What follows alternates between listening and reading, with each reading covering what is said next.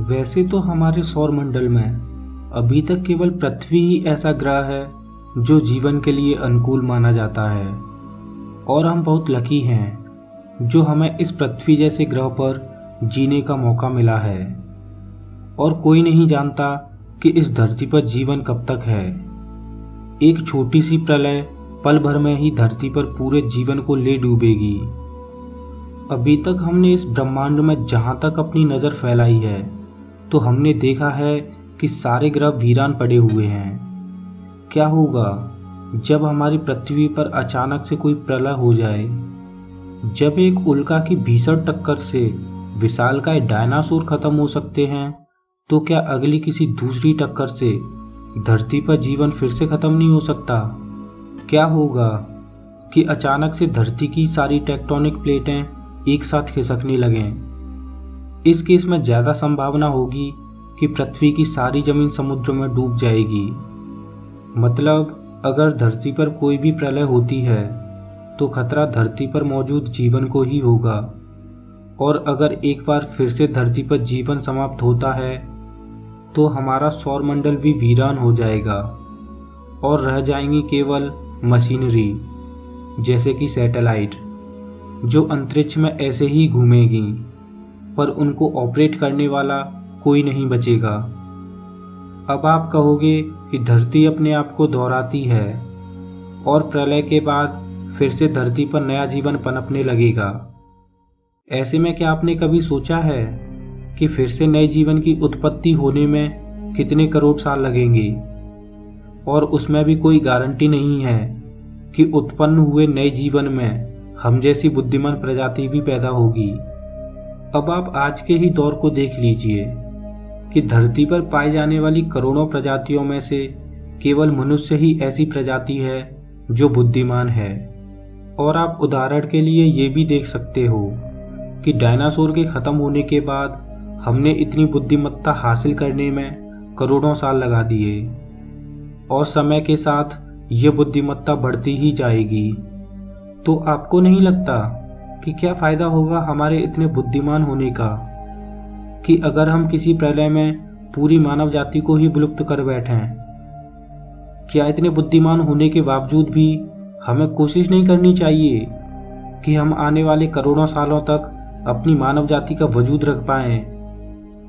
मानव जाति को विलुप्त होने से बचाने के लिए केवल एक ही रास्ता सामने आता है कि हम दूसरे ग्रहों पर भी बस्ती बनाकर रहना शुरू कर दें, जिससे कि अगर किसी एक ग्रह पर प्रलय होती है तो दूसरे ग्रहों पर मानव जाति सुरक्षित रहे और अपने वजूद को कायम रखने के लिए नए नए ग्रहों पर बस्तियां बनाते रहें। माना कि ये सफ़र आसान नहीं होगा, लेकिन मानव जाति को बचाने के लिए ये कदम आज नहीं तो कल उठाना ही पड़ेगा। आज हमारे वैज्ञानिक अपने सौर मंडल के दूसरे ग्रहों पर सैटेलाइट भेजकर उन ग्रहों का निरीक्षण कर रहे हैं और उन ग्रहों पर मानव जाति का भविष्य देख रहे हैं। वैसे तो स्पेस में बस्ती बनाने के लिए अपने सौर मंडल के कई ग्रह और उनके उपग्रह इस लिस्ट में शामिल हैं और जाहिर सी बात है कि अपनी पृथ्वी के पड़ोसी ग्रह मंगल और शुक्र इस लिस्ट में सबसे ऊपर आते हैं। लेकिन इन्हीं सब के बीच वैज्ञानिक शनि ग्रह के चंद्रमा टाइटन को अगली पृथ्वी के रूप में देखते हैं। आइए कल्पना करते हैं कि अगर आपको अभी टाइटन पर जाना पड़ जाए तो वहां का सफर आपके लिए कैसा होगा। शनि ग्रह का चांद टाइटन सूर्य से 886 मिलियन मील दूर है और ये अपने सौर मंडल के सबसे छोटे ग्रह मरकरी से बड़ा है और इसका वायुमंडल पृथ्वी की तुलना में थोड़ा घना है। और हमारे सौर मंडल में हमारी धरती के अलावा केवल टाइटन ही ऐसा खगोलीय पिंड है जहां पर नदियों और सागरों के ठोस सबूत मिले हैं।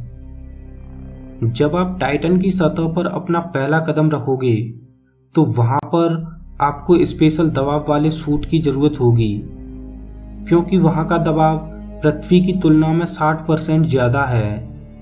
ये दबाव महसूस करने में उतना ही होगा जितना पृथ्वी पर एक स्विमिंग पूल के अंदर होता है।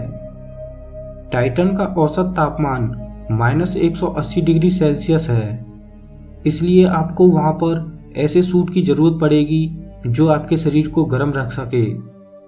वहां पर आपको ऑक्सीजन मास्क की भी जरूरत पड़ेगी, क्योंकि टाइटन का वायुमंडल नाइट्रोजन और मीथेन से बना हुआ है।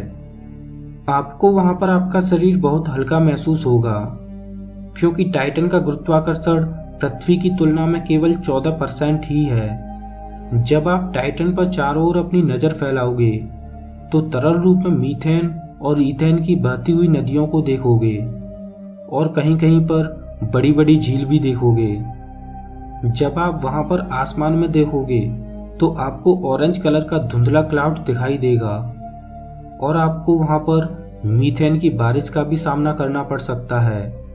अगर टाइटन के वर्तमान में मौजूद वातावरण को देखा जाए तो वहां पर सरवाइव करना असंभव सा लगता है, लेकिन वैज्ञानिकों का मानना है कि अरबों साल पहले हमारी पृथ्वी का वातावरण भी टाइटन की ही तरह रहा होगा, और जिस तरह से अरबों साल पहले पृथ्वी पर ऑक्सीजन नहीं थी लेकिन बाद में बन गई, इसी तरह अनुमान लगाया जा रहा है कि करोड़ों साल बाद जब सूरज गर्माने लगेगा तब टाइटन का मौसम पृथ्वी के जैसा बन जाएगा और जीवन के लिए अनुकूल हो जाएगा।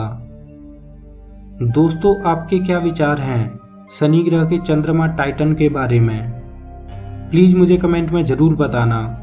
अगर वीडियो अच्छा लगा हो तो लाइक कीजिए और हमारे चैनल को सब्सक्राइब कीजिए। मैं हूं आपका दोस्त श्याम। फिर से मिलेंगे एक और नए एपिसोड में।